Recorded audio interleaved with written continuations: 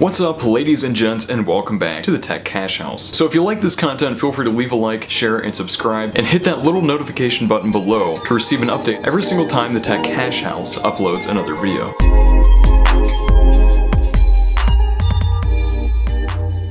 Alright, ladies and gents, so welcome back to what I hope will be a pretty informative video.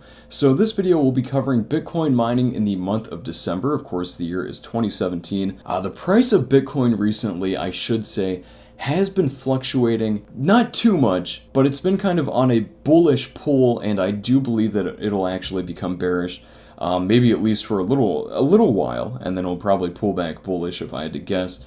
But as you can see here, indicating with these charts, the price of Bitcoin is kind of fluctuating a bit more than people would like to see in the past day or two. However, overall, the performance is really quite good over the past 3 months or so, and the price of Bitcoin really determines the profitability of mining.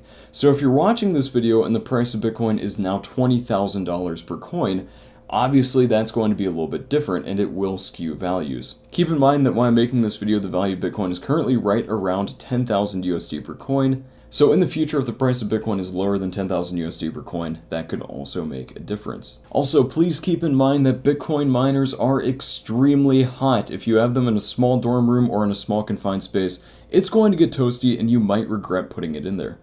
So if you have a cold garage or even a cold basement, somewhere where you don't mind having a bit of excess heat, a Bitcoin miner is really best suited to that sort of environment anyway. But I would definitely not recommend putting a Bitcoin miner on top of a radiator or any other hot surface.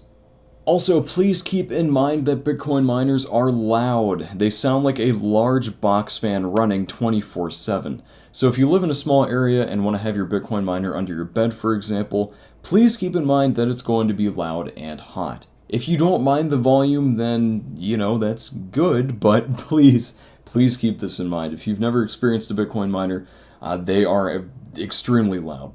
Also, for these calculations, I'll be considering power to cost 13 cents per kilowatt hour, pretty much the average for the United States when all things are considered, including transfer fees and other expenses. However, take a minute to look at this map and actually see where you live and see how power costs actually affect you, more specifically.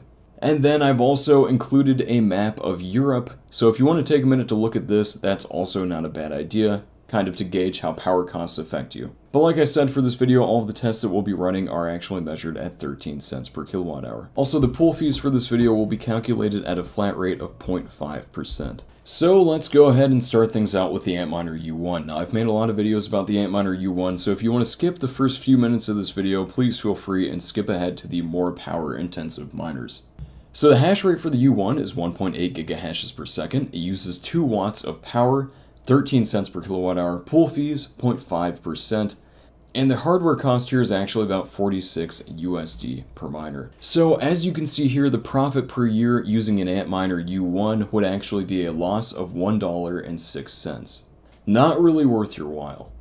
Moving along, we have the Antminer U2. Now this mines at 2 gigahashes per second. It uses 2 watts of power, 13 cents per kilowatt hour, and costs roughly 76 USD for one miner. So using an Antminer U2, you'd actually lose about 92 cents per year. Once again, really not worth your while. So one of the other lesser miners on the list, the Gridseed Orb, actually mines at 11 gigahashes per second, uses 52 watts of power at 13 cents per kilowatt hour, and the hardware cost for the Gridseed Orb is about 60 US dollars. So unfortunately, the Gridseed Orb would lose you about $51.77 per year. Once again, really not worth your while. Now let's move on to the slightly more efficient miners that I think you'll find to be really more of a bang for your buck. So first we have the Antminer S1, mines at 180 gigahashes per second, uses 360 watts of power, 13 cents per kilowatt hour, and costs about 150 USD per miner. With that being said, unfortunately, you would lose about $288.12 per year using an Antminer S1.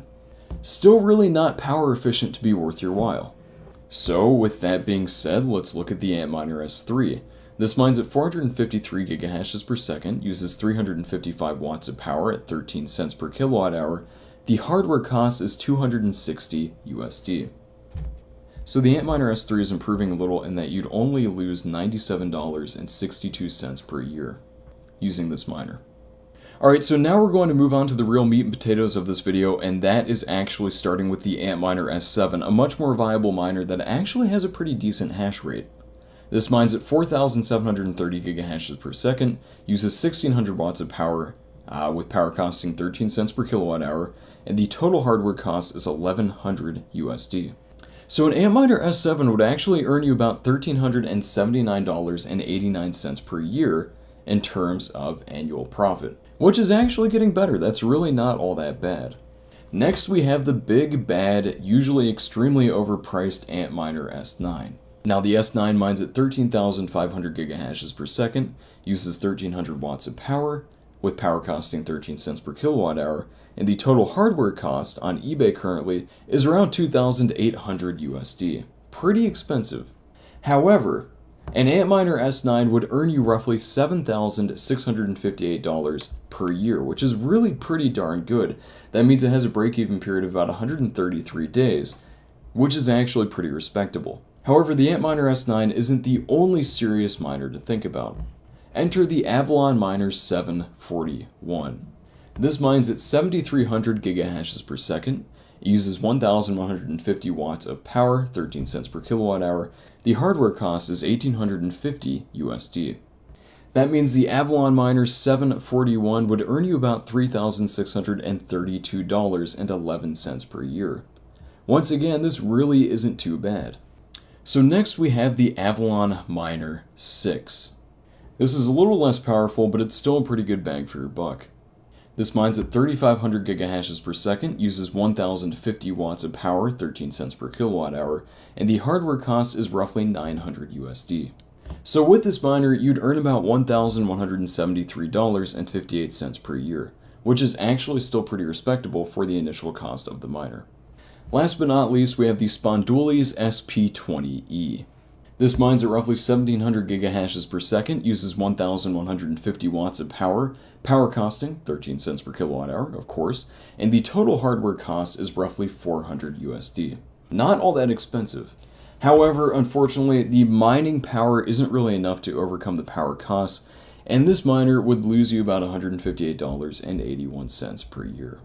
Well, ladies and gents, that wraps up another video. So all things considered, Bitcoin mining is really pretty profitable right now. You do have to have some good miners, as you can see, but if you can get your hands on one of the higher end miners on this list or in this video, you'll actually be in pretty decent shape. Keep in mind that they are loud and they are hot, but if you're okay with that, then, consider checking some of these out. Don't overpay for miners. Be aware that they might lose their value even the day after you buy them, and just take everything with a grain of salt. Be cautious, be a smart consumer, and honestly, just keep mining those cryptos. Thank you all for watching, and I'll see you all in the next video. As always, thank you so much for watching. Your viewership is greatly appreciated, and we hope to see you for the next video. This channel is powered by viewers like you, so if you want to support the Tech Cash House, feel free to visit our Patreon page.